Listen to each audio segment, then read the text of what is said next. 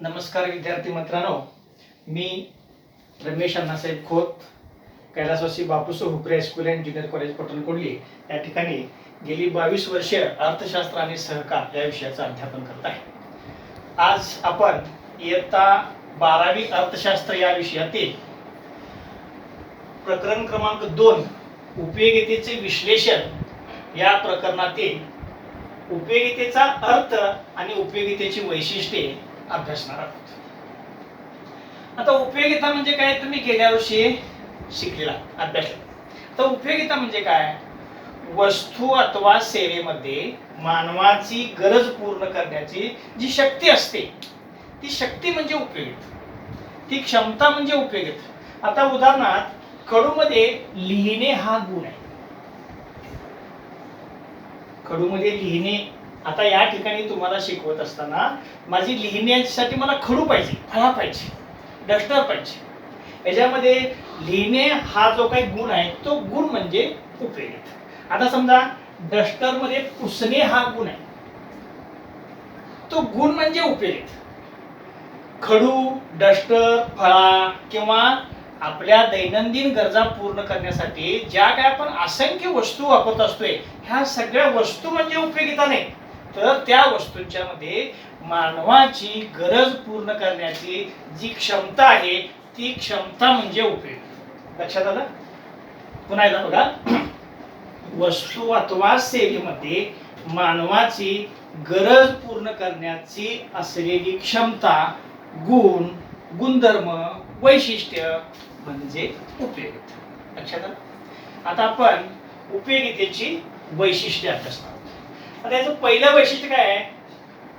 सापेक्ष संकल्पना. म्हणजे काय? तर वस्तूपासून मिळणारी जी काय उपयोगिता आहे ती उपयोगिता त्या वस्तूच्या वापराच्या स्थळ म्हणजे ठिकाण आणि काळ यावर अवलंबून असते किंवा यानुसार बदलत असते. आता उपयोगिता स्थळ का सापेक्ष असते म्हणजे काय? तर कोणतीही वस्तू आपण जी काय वापरत असतो त्या वस्तूच्या वापराच्या ठिकाणावर अवलंबून असते. आता समजा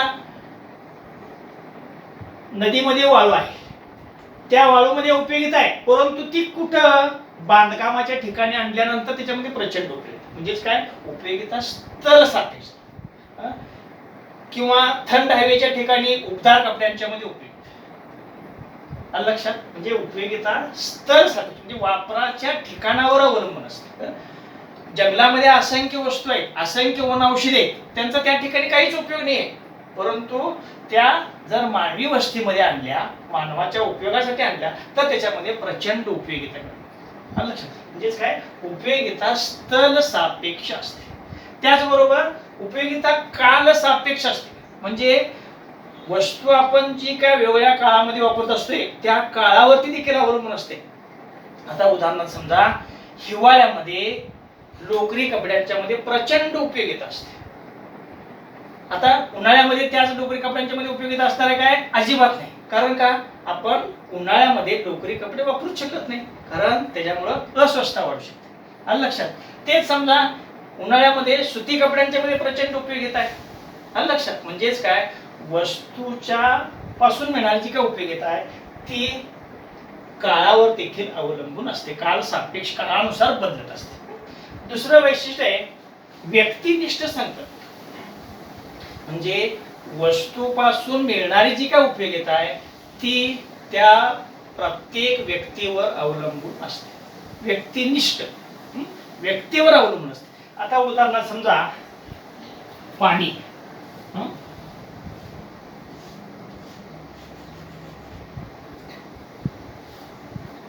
अ आणि ब ह्या दोन व्यक्ती आहेत. अ आणि ब ह्या दोन. अ ही व्यक्ती प्रचंड तहानलेली आहे, याच पाण्यापासून अ व्यक्तीला प्रचंड उपयोगिता मिळेल.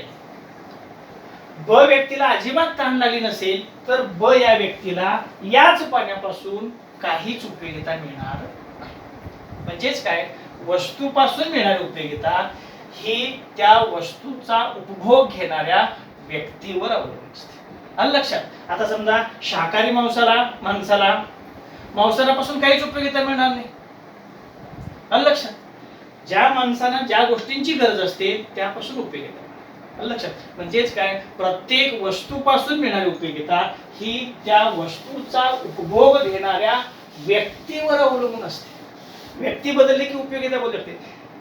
सगळ्या व्यक्तींना एखाद्या वस्तूपासून सारखीच उपयोगिता मिळेल असं काही नाही. आलं लक्षात? म्हणजेच काय, वस्तूपासून मिळणारी उपयोगिता ही त्या वस्तूचा उपभोग घेणाऱ्या व्यक्तीवर अवलंबून असते. त्यानंतर तिसरं वैशिष्ट्य आहे नैतिक दृष्ट्या तटस्थ. तर नैतिक म्हणजे काय, चांगलं वाईट. आपल्याला भारतीय समाजामध्ये परंपरेनुसार काही चांगल्या वाईट समाजमान्य गोष्टींचं आदर्श घालून दिले. त्या आदर्शाबाबतीत उपयोगिता ही संकल्पना तटस्थ असते.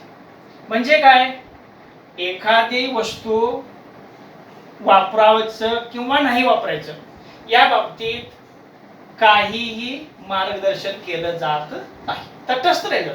आता उदाहरण समजा विष आहे, विष आणि दूध आणि दारू, दूध आणि दारू. आता आरोग्याच्या दृष्टीने जर बघितला तर दूध हे अत्यंत आवश्यक, पौष्टिक आहे. दारूमध्ये काहीच उपयोग नाही माणसाच्या शरीराला. दारू हे आपल्या आरोग्याच्या दृष्टीनं अहितकारक आहे. विष त्यापेक्षा, म्हणजे जे व्यक्ती विषाचा उपभोग घेईल ती व्यक्ती याच्यामधून संपूर्ण जाणार आहे, नष्टच होणार आहे, मरण पावणार आहे. परंतु या तिन्हींच्या मध्ये पण उपयोगिता आहे. ज्यांना विष प्राशन करून आपलं आयुष्य संपवायचं आहे अशा व्यक्तीला विषापासून उपयोगिता मिळते. म्हणजे विषयामध्ये पण उपयोगिता आहेच. उपयोगिता म्हणजे काय, वस्तूपासून मिळणारी मानवाची जी काही गरज असते ती गरज भागवण्याची शक्ती. मग आता ज्या व्यक्तीला आत्महत्या करायची आहे त्या व्यक्तीला विषापासून उपयोगिता मिळतेच. म्हणजे विषामध्ये पण उपयोगिता आहेच, दुधामध्ये पण उपयोगिता आहे. ज्या ज्या व्यक्तींना दूध प्यायचं आहे त्या व्यक्तींना दुधापासून उपयोगिता मिळते.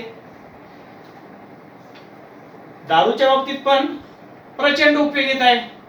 आपण बघतोय समाजामध्ये की असं म्हटलं ते की दुधापेक्षा दारूवरती जास्त खर्च केला जातो आपल्या भारतीय समाजामध्ये. आलं लक्षात? म्हणजे या तिन्ही गोष्टींच्या मध्ये दोन गोष्टींचे, विष आणि दारू, ह्या आरोग्याच्या दृष्टीने घातक आहेत, समाजाच्या दृष्टीने घातक आहेत, सर्व समाजाचं स्वास्थ्य बिघडवतात, तरी पण याच्यामध्ये उपयोगिता आहे. दुधामध्ये पण उपयोगिता आहे. परंतु उपयोगिता ही संकल्पना असं सांगत नाही नैतिक दृष्ट्या तटस्थ. पुन्हा तुम्ही दारू पिताय, तुमच्या आरोग्यावरती वाईट परिणाम होतोय, दारू पिऊ नका पण सांगणार नाही. किंवा दुधामुळे आरोग्य चांगलं होतंय म्हणून दूध जास्त प्या असं पण उपयोगिता सांग. म्हणजेच काय, उपयोगिता ही संकल्पना चांगल्या वाईट गोष्टींच्या बाबतीत कसल्याही प्रकारचं मार्गदर्शन करत नाही, तटस्थ राहते. चौथं वैशिष्ट्य आहे उपयोगिता व उपयुक्तता भिन्न. आता उपयोगिता म्हणजे काय तुम्हाला समजले, वस्तू अथवा सेवेमध्ये मानवाची गरज पूर्ण करण्याची जी शक्ती आहे, जे वैशिष्ट्य आहे, ते वैशिष्ट्य म्हणजे उपयोग. आणि उपयुक्तता म्हणजे काय, तर वस्तूच्या वापरामुळं माणसाचं होणारं जे काही हित आहे, भलं, कल्याण, चांगलं, ते हित म्हणजे उपयोग. आता उदाहरण समजा फळांचा रस प्रचंड उपयोगिता आहे. आपण च्यवनप्राश वगैरे मुलांना देतोय बघा. का, मुलांची बौद्धिक क्षमता किंवा त्यांचं आरोग्य चांगलं टिकून राहावं, चांगलं वाढावं. आलं लक्षात? म्हणजेच काय, उपयुक्त म्हणजे काय, वस्तूच्या वापरामुळं माणसाचं होणारं जे काही चांगलं आहे, भलं आहे, ते म्हणजे उपयुक्तता. आलं लक्षात? आणि उपयोगिता म्हणजे काय माहिती आहे, माणसाची गरज पूर्ण करण्याची शक्ती म्हणजे उपयुक्त वस्तू. आता उपयोगिता आणि उपयुक्तेच्या मध्ये फरक आहे. आलं लक्षात? ह्या दोन्ही गोष्टी भिन्न आहेत. आता समजा दूध आणि दारू, तेच उदाहरण घेतो पुन्हा. दूध आणि दारू, आता दुधामध्ये उपयोगिता आहे, मुलांचं पालन पोषण किंवा सगळ्यांना आपल्याला आवश्यक असणारे जे काही घटक आहेत ते घटक आपल्या दुधातून मिळू शकतात. दारूपासून काही आवश्यक घटक मिळत नाहीत. म्हणजे आता दुधामध्ये उपयोगिता पण आहे आणि उपयुक्तता पण आहे, हे दोन्ही गुण आहेत. दारूमध्ये उपयोगिता आहे, ज्यांना नशा करायची आहे, नशेची गरज पूर्ण करायची आहे त्यांची गरज भागते. म्हणजे दारूमध्ये उपयोगिता आहे परंतु उपयुक्तता हा गुण नाही आहे. दारूमुळं असंख्य लोकांच्या कुटुंबांची धुळधाण उडालेली आहे, असंख्य लोकांची कुटुंब उद्ध्वस्त झाले आहेत. भांडण तंटे मारामाऱ्या ह्या सगळ्या दारू या व्यसनाधीनतेमुळे होतात. आलं लक्षात. म्हणजे समाजाचा जर विचार केला, कुटुंबाचा जर विचार केला वैयक्तिक पातळीवरती, तर दारूमध्ये उपयुक्तता हा गुण नाही परंतु उपयोगिता हा गुण आहे. म्हणजे दारू आणि दूध ह्याच्यामध्ये उपयोगिता आणि उपयुक्तता हा जो काही फरक आहे तो फरक या ठिकाणी आहे. लक्षात. त्यानंतर उपयोगिता व आनंद यात फरक. आता उपयोगिता म्हणजे काय माहिती आहे की वस्तूमध्ये माणसाची गरज पूर्ण करण्याची काय शक्ती आहे ती शक्ती म्हणजे उपयोगिता. आता आनंद म्हणजे काय तर एखादी वस्तू उपभोग घेतल्यामुळं आपल्या मनाला जे काही चांगलं वाटते, मनाला बरं वाटते ते म्हणजे आनंद. आलं लक्षात. आता समजा या ठिकाणी एखाद्याचा नंबर आला आणि त्यानं तुम्हाला पेढे दिली, तुम्हाला आनंद होतो का मस्त अभिनंदन करतात. आलं लक्षात. म्हणजे आनंद झाला तुम्हाला. आलं लक्षात.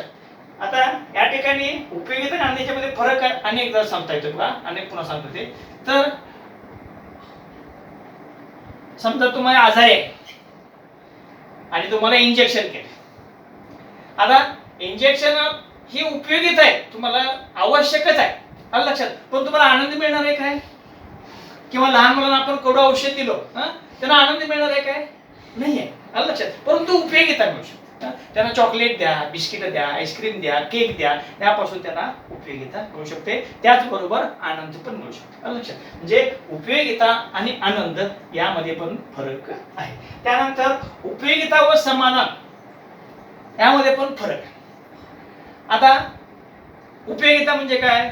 वस्तू अथवा सेवेमध्ये मानवाची गरज पूर्ण करण्याची जी काही शक्ती आहे ती शक्ती म्हणजे उपयोगिता. आणि समाधान म्हणजे काय?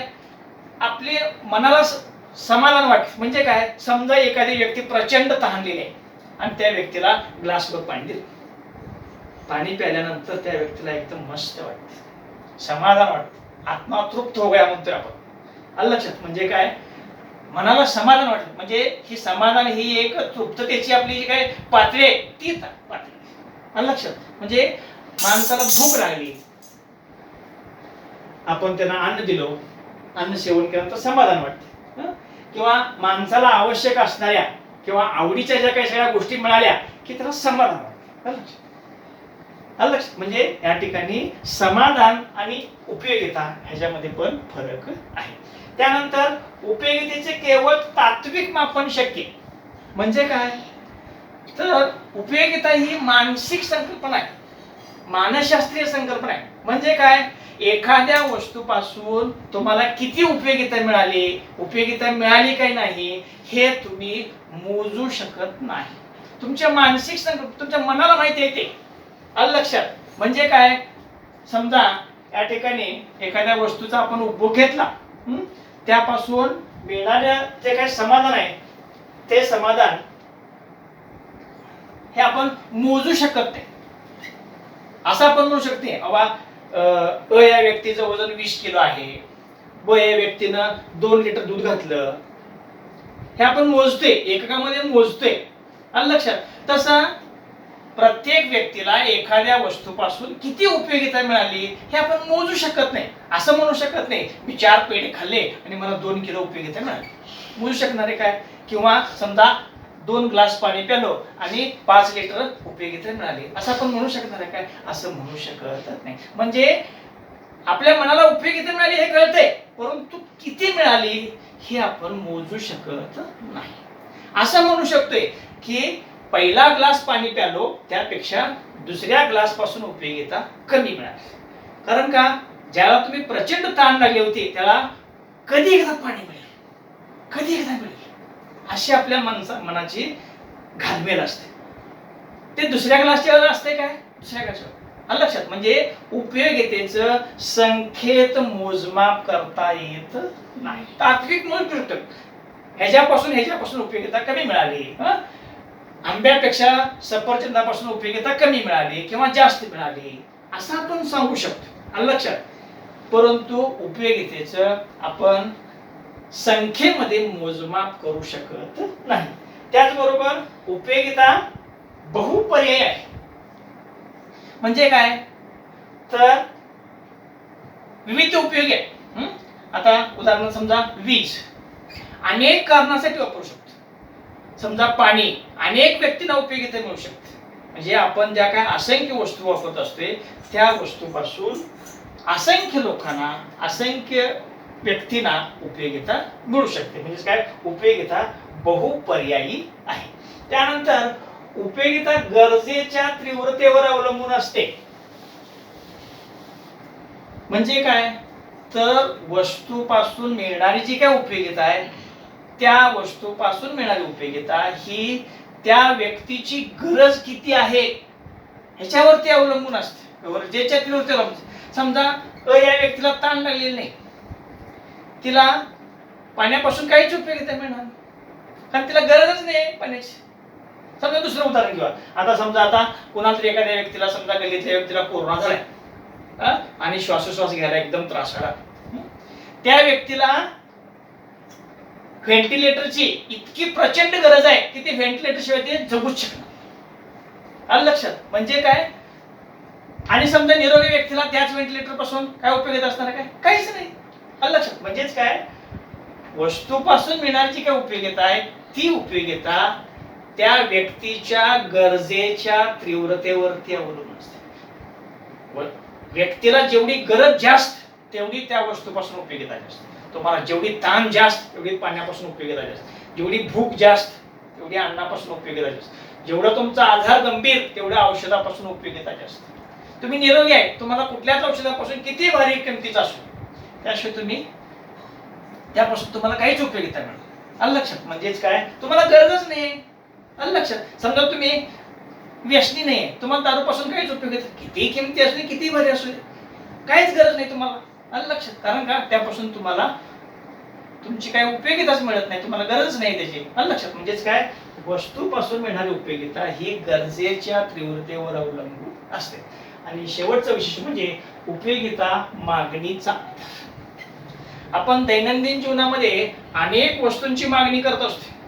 ती मागणी करत असताना त्या वस्तूपासून उपयोगिता मिळते काय नाही याचा विचार करूनच आपण मागणी करत असतो, लक्षात. म्हणजेच कुठल्याही वस्तूची मागणी करत असताना आपण त्या वस्तूपासून उपयोगिता मिळते काय नाही हे बघत असतो. उपयोगिता मिळत असेल तर त्या वस्तूची मागणी करतोय, उपयोगिता मिळत नसेल तर त्या वस्तूची मागणी करत नाही.